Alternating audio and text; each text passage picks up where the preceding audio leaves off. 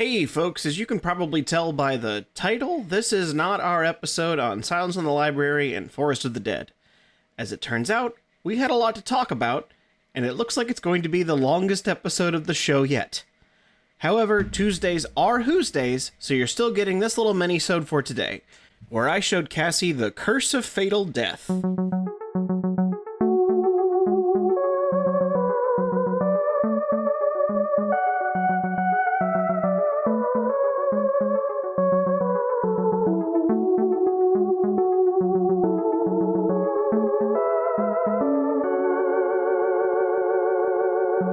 Hey everybody, and welcome to a very special episode of Who Is My Doctor? Who is my doctor? Who is indeed, and I'm not going to do the whole intro this time, just because this is a little quickie episode to come out in between some stuff that I thought might just be fun for us to watch.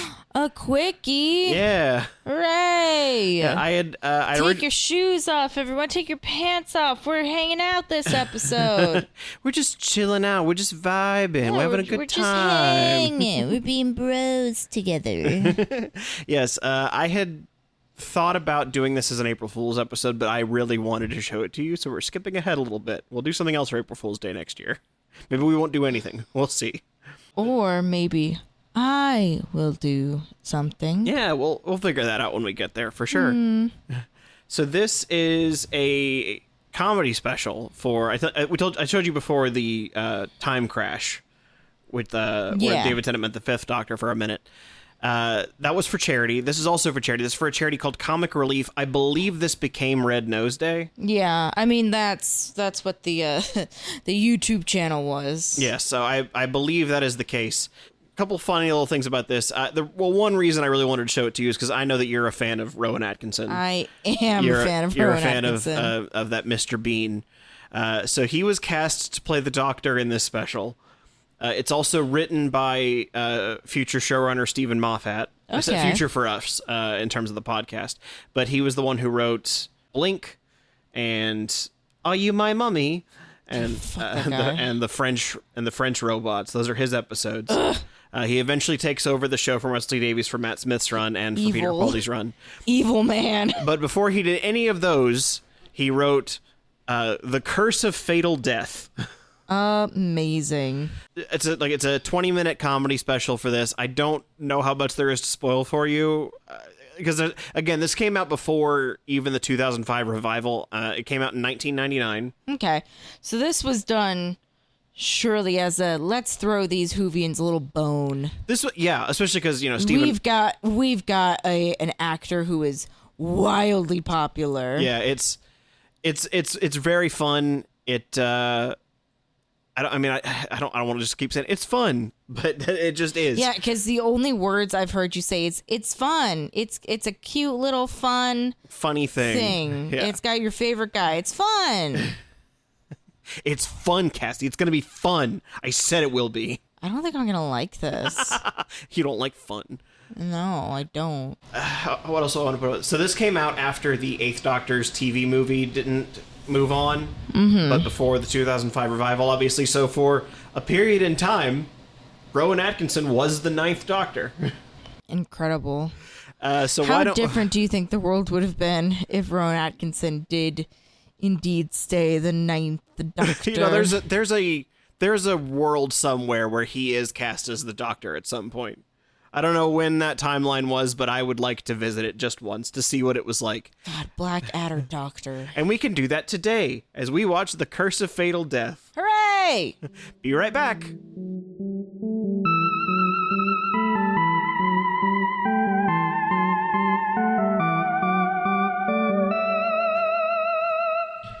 In honor of this being our first mini-sode, today's ad is very small.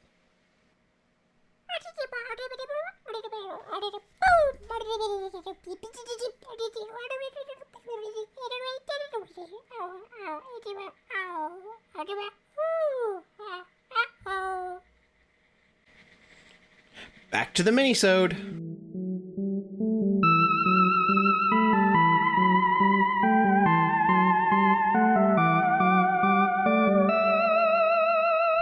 Hey, we're back from the Curse of Fatal Death. Yeah, we're just hanging out as bros, according to this. This only came out 15 years ago. Did you know 1999 was only 15 years ago? It was uploaded to YouTube 15 years ago. But God, it does feel weird that the 90s were as far away ago as they were. I'm also surprised how high quality that is, considering it came out in 1999. Simultaneous high quality and also 70s cheese out the wazoo. Oh, yes. Like, that was... like. Oh, my...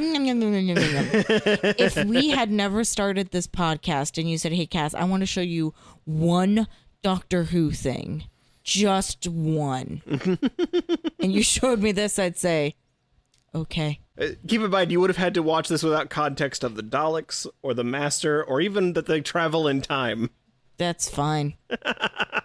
Yeah, that was why I was like, okay, I feel like I can do this now because you have context for all the things that are in it. Yeah.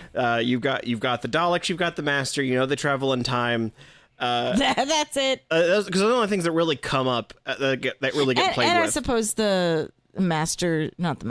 Doctor's associate. Yeah, the companion. Yes. It is it's very silly and it's very funny and I enjoy it so much. It feels like, and I mean this lovingly, it does feel like the end of a school year English presentation. And by that, I mean, if you were in like an AP English class, you've already taken your test, but the teacher still wants you to be working towards something. Mm-hmm. So they have you do a presentation or a sketch based off of anything you like. This feels like that exactly, where it is, what are the things that we can put into a blender and have it spit it out and make a 20-minute Doctor Who special.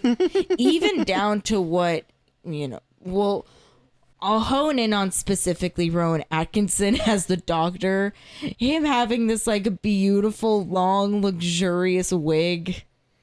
This little, like, vest, and he's got an ascot that has a little, like, I use a ring when I do my costume, but I know it's not a ring. It shouldn't be. But the coat, the pants, everything about Rowan Atkinson's look as the Doctor is very, what are some things from Doctors 1 through 8 that we can just surmise and piece together and say these are quintessential Doctor looks. The Master, however, is so mastery. He really is. He's got the mustache and goatee. He's got the full like beard goatee thing. He look evil. At the very beginning, he's got the big Gallifreyan shoulder pads that the big dumb. Everything about this is just big and dumb. The insides of their respective TARDISes have these pulsating like. I just realized that's your first look at a classic TARDIS. Yes. You've not seen any classic TARDIS except for the Curse of Fatal Death. Oh my god. A joke that I'm totally in on too. No, it was just like those were like, they look very similar, but they've clearly been derped up quite a bit. Like they're pumping in the middle is like so violent. So it's just very funny to me that of all the introductions I could give you, it's the stupidest version of this TARDIS. I'd like to think that it's just a production assistant underneath each one, just going. Ugh, I would almost guarantee you it is. I know, based solely off of how inconsistent it is and how violent. It is kind of funny to think about how this special predicted a lot of what's actually happened in Doctor Who, though. Because when you meet the Ninth Doctor, who's Rowan Atkinson, while they are very silly, he's still very like stoic and serious and like doing a lot of like I'm cleverer than everybody else, sort of the same thing that Eccleston did. But then when he regenerates into the 10th Doctor, the 10th Doctor's traits are being cute, sexy, and lick the mirror handsome. And how many episodes have there been where people just thirst over David Tennant? Oh, because he's lick the mirror handsome. He's so cute. I would love it if there was a way that they could redo this sketch with the actual Doctors that played them.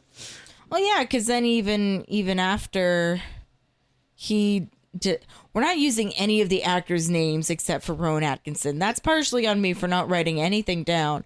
We are going into this post reaction, completely cold. It was Richard E. Grant who he turns into as the 10th Doctor. Okay. Which, fun fact, there was one of the first ways to revive the show after this special even was an animated thing. It was called Scream of the Shulka. And that story, the 9th Doctor, was played by Richard E. Grant. Okay. So he's played the Doctor twice. Of all the actors to play the Doctor twice, there's only a few of them, and Richard E. Grant is one of them. Okay. And then after that, Richard E. Grant goes back to do some wiring and accidentally causes a wiring shortage that kills him and turns him into Jim Broadbent. You had said that the Master was like Barty Crouch, like senior in it, but then he turned it into Professor Slughorn instead. Yeah. Or the Doctor does anyway. I do like that iteration of the Doctor is like shy. Yeah, he can't look at women. It's just... Which... I'm not gonna say that's exactly what Matt Smith's personality is, but Matt Smith is way more of like a wacky professor type. He's not really like a sexual being in the way that Tennant is. Even Tennant isn't. Tennant is just like accidentally cute. There's also the fun thing that of the two Doctors that are attracted to the blonde companion are 9 and 10. Yeah. And then after that, Jim Broadbent has another electrical accident and regenerates into Hugh Grant. I would love more Hugh Grant Doctor, please. But then I would love a series of other Hughs, because I also had the idea of what if we had an Australian Doctor? What if we had Hugh Jackman Doctor?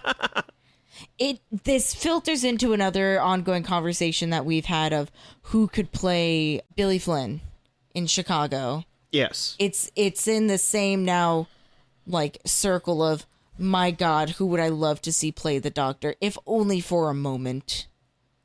Hugh Jackman is now one of them. After that, the Doctor regenerates, gets shot by the plot beam, and inexplicably regenerates again into his 13th incarnation, who is a blonde woman, played by Joanna Lumley. And as you already know, the 13th Doctor is the first female Doctor who is also a blonde woman. Mm-hmm. Just one of those things where it's like, it's really weird how many things got accidentally predicted by this comedy special. It feels very... I know that we've brought it up in the episode we've recorded previous to this. It's very Simpsons. Yeah. Where there are things that have accidentally come true in ways that are a little suspicious. Well, it's also a little suspicious because the guy that wrote this sketch became the showrunner, so he did have a little control over that. Well, yes, but still. Yeah, it's just very funny. And then I didn't tell you about the Daleks in it, and you were very excited when they first showed up. I was very excited. I was very sad at first because I didn't think that they were going to say anything, because they all just kind of wobbled around. But the second Dalek starts to speak... That's when you get excited. Yes. They come in because scratch the good part of brain. They come in because the Master made friends with them after having to climb through the sewers for 312 years. It's more than that. It was 900. Yeah, no. The first time he only has 312. Then he falls in the hole 2 more times, compounding into 936 years. I like that in all those times he never once found a shortcut. No, comedy comes in threes, dude. That's awesome. Before that, there was the whole segment of how they kept going back in time to bribe the architect before the other. It's just like, I'm surprised they haven't really done anything like that in a minute. I feel they don't need to. They topped themselves already. Yeah, you're right. I just meant in the show proper. I thought that I was like, I'm surprised they haven't done that yet. There's also the good bit of the Master gets regenerated because he's adapted himself with some Dalek technology, meaning he's stuck some bumps to his chest. Nice tits. Bumps. It's so silly. It's just so silly. It is. I'll explain later. They say that, I think, 5 times. They did say it 5 times. But it's the comedy comes in threes, and then by the 4th time it's not funny, but then by the 5th time it comes back around to being funny. I will say that one of my favorite jokes that I think got you a little bit too was when the Doctor finally regenerates into the female form, and pulls out the sonic screwdriver, goes, oh, it's got 3 settings. Well, and I only laughed because I had a conversation the other day with our good buddy Liam about how there has to be Doctor Who porn. There just has to. And he said, what makes you say that? And then I said, sonic screwdriver? Meaning sonic screwdriver dildo. That's not even clever. That's just what it is. And the fact that I don't think that any doctor, at least none of the ones that I've seen thus far, are like horny enough to really like discovered or used the sonic screwdriver in that capacity. Mm-hmm. So it's just refreshing to see a woman having sense. Having sense. Yeah. I honestly really kind of like Jonathan Pryce's take on the Master. Like, he's clearly doing it as comedy, but there's something about the Master that already is kind of comedic. It is an ongoing conversation for us where you need to have extremely good actors, which make for very good comedic actors, because everything he was doing, albeit silly, was sincere. He sincerely wants to see the Doctor die. He sincerely wants to be responsible for the demise of his arch enemy. But as soon as he does, he is sad. And even Dalek is sad. Dalek can't feel emotion. But this one can. And they decide to give up evil forever. Or they decide not to kill the Doctor because the Doctor sacrificed himself to save the Daleks, as if that would ever actually stop a Dalek from doing anything. My favorite is after that moment, it's just the Daleks rolling around the like set, just piddling about. I need to check my email. Don't mind me, just need to see something. Ooh, a coupon. What do you mean 10,000 unread messages? Exterminate the messages, but weed out good coupons. Dalek Jim, please exterminate the trash. Dalek Sec. Please close the window, there is a draft. I can do that because I have hands. Yeah. I also really like the thing of like, on this planet, you communicate through flatulence. Daleks have no noses. Which is true. Like, now that we've like actually popped open a Dalek and seen inside it, they don't have noses. Dalek have no nose, so if you're trying to communicate a message to somebody without Dalek knowing, it would have to be through smell. That tracks. It's stupid. There isn't any other way. Dalek can read. Dalek can hear. Dalek can read.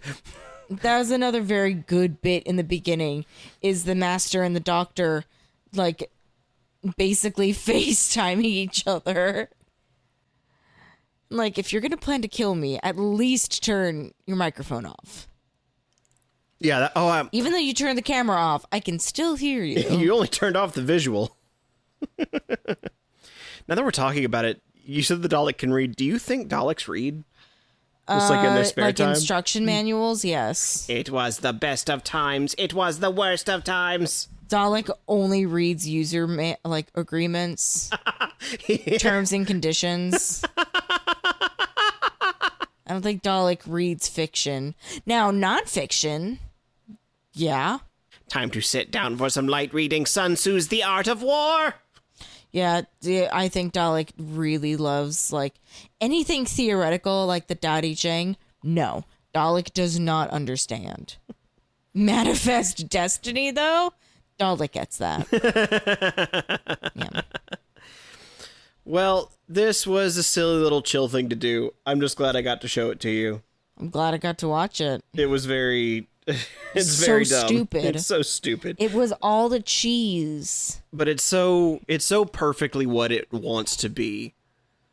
Like there's nothing about it that I would really change. The only thing I might want to see is a version of it redone with the actual 9th through 13th Doctors. No, I would want to see a version redone with other actors who probably won't be the Doctor ever, but it would just be fun to see them. Like if we were to do this today, if they were to do another special and have, how many Doctors did we see? 5? In that one, 9, 10, 11, 12, 13, yes, 5. So if we'll play a quick little game. What 5 actors that are not involved in Doctor Who that you would like to see involved? In this sketch specifically, or just in a context like this? Yes. Okay. We'll even say we'll throw in a companion and a master. Okay. Do they have to be alive? Yeah, if we're doing it in today. Okay, in today's for world. right now. Ooh, and okay. it also it cancels out anybody who has been in Doctor Who.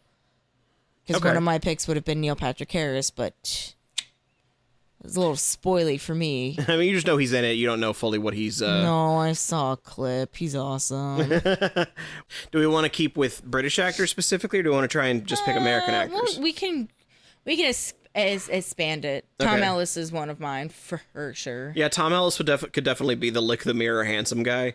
I think it would be fun if there's a part of me that likes the idea of the Jim Broadbent one being like Tom Holland. Interesting. Oh, actually, you know who should be the lick the mirror handsome one? Tom Hiddleston. Yes. Also, though, I'm just so captivated by his performance as Hot Frankenstein. Cole Sprouse. Cole Sprouse would be a fun one in there. He might be a fun like Cole Sprouse, I feel like right now is a little too young, but it's also like that could be very interesting if you do have somebody who is, you know, I think he's not much older than I am. The 30-year-old or 29-year-old Doctor. I'm trying to think specifically who would play these 5. Specifically when you get to the female version, she's very like comfortable with doing like sexualization as comedy. So I'm trying to think of someone who's really good at that. Because not everybody is comfortable with that, understandably. I'm being held up a sign that says Helen Mirren. I'm blanking out on everybody's name. Hold on. Every human being's name, all of them. This is what happens when I don't say my name at the top of the episode. You forget what names are. I don't even know how we refer to each other. Like somebody who's comfortable in their own skin. Yeah. Catherine Zeta-Jones. Yeah, that'd be a good one. Oh, a fun one for like that also awkward professor guy. Or even the Hugh Grant one. He could really do either one of these. Jeff Goldblum. See, I was going to say Chris Fleming. He could play any of them. I would love to see a Chris Fleming wacky professor. Just because we're talking about it, there are a few like fan casts for American Doctor. Like if Doctor Who was an American, Burnham. That'd be pretty good. There's been some fan casts for like if Doctor Who was an American show, who would play the Doctor. Yeah. There's a few that I really like. One of them is Dick Van Dyke. Now, clearly, this would have been like years ago. This would have been like 70s Dick Van Dyke. Another one was... This would have been Dick Van Dyke show era. Yeah. Oh my God. Right? I'm going to be on that now for the rest of my life. Another one is Gene Wilder. Oh my God. Sorry. Completely unhinged. I'm trying to think of who else there was who other ones I've like.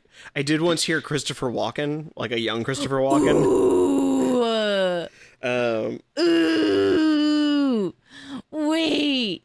Oh no, you're saying so many good names. What an interesting angle. I feel like he could have done it. Robin Williams. Yeah, he probably could have, almost certainly. Because I did have the thought of Chris Farley, but I don't know. I don't know that a Farley type, but I do think like a Robin Williams type. Because the fine line is comedy and presence balanced with sincerity. And everybody that has been listed thus far, Tim Curry.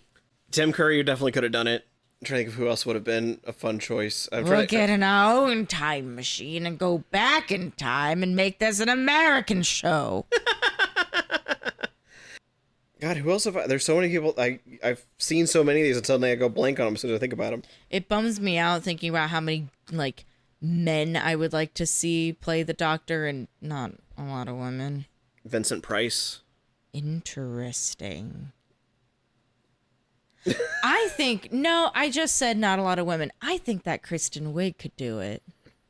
Kristen Wiig probably could do it. Because she does do sincere, like, pretty good. Honestly, I mean, talking about comedic actresses specifically, I think Kate McKinnon would be really interesting. Oh my! Because she's got like a very like aloof, manic energy, but she's also very good at like capturing those moments. It would just be Holtzman. It would be Holtzman, but you're not wrong. Yeah. Yeah. For anybody unaware, Holtzman is the name of her character in the 2016 Ghostbusters movie, the only version that I do actually super duper love and enjoy. Kevin Kline. Shut up! Kenneth Branagh? Kenneth Branagh would be fucking amazing. My roommate is holding up a sign that says Carol Burnett. Yes. We are getting suggestions from the audience. I don't really know how we got this. I feel like we're going off on a tangent. We could do this as a whole other special of us, like pitching. We could, but I also, since I pitched it earlier, did not want to leave it hanging. Because I do think that there is an argument to be made of we could really sit down and have a fully realized, like, how, like, replacing the Doctors. Tony Shalhoub is one I really like, too. He's Monk. Oh. Yeah. Ooh. Sam Rockwell is another one I like. Oh my God, Jerry Seinfeld. Tom Hanks, wait a minute. Well, okay, so Jerry Seinfeld is too one note, like he can only really play himself. What's the deal with TARDISes? What's the deal with a sonic screwdriver? I can't screw anything in with it. Another suggestion. It looks like it says Harry Potter. It's Mandy Patinkin is what it says. Mandy Patinkin. Donald Glover is one. Ooh. Linda Cardellini. Yeah, Linda Cardellini definitely could. I'm trying to think of who else would be good. There's a few choices. Who's Buffy? Wait. Sarah Michelle Gellar. Sarah Michelle Gellar could be. It would be interesting. I don't know that I see her as the Doctor. I could see her as a companion, though. I could definitely see her as a companion. Because we've been bouncing back and forth of Doctor, but we have not listed any companions. I would love to see Sarah Michelle Gellar as a companion. If for no other reason, then that's just Daphne. Sarah Michelle Gellar is the companion, and Linda Cardellini is the Doctor. Just Velma and Daphne going on adventures together. It's perfect.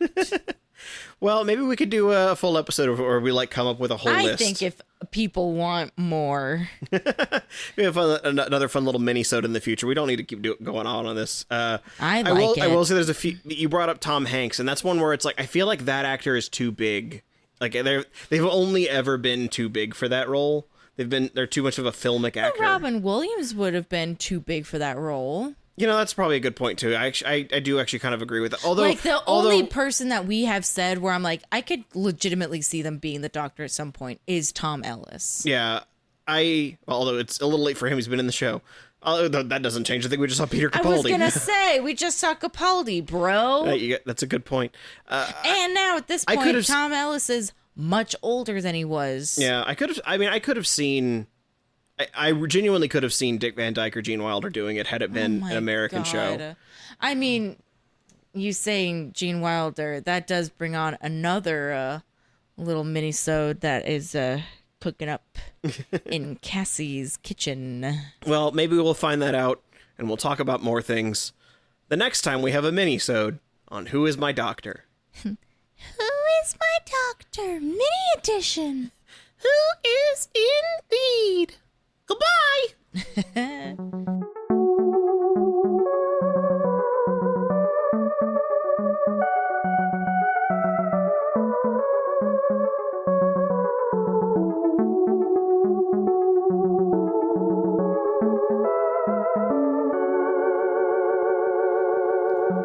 Well, that was fun, wasn't it, folks? Maybe we'll do some more of these minisodes soon. I know Cassie and I got really into thinking about other actors that could play the Doctor or companions. That probably will be one. If you've got an idea for a minisode, shoot us a message over on social media. You can find us on Twitter, Blue Sky, Threads, and Instagram at WimDpod. That's WIMDPOD. Be sure you subscribe to this podcast because I still plan on having the episode on Silence in the Library come out later this week. Probably on Thursday by my estimation. So I'll see you then, because the real Who's Day is inside you all along.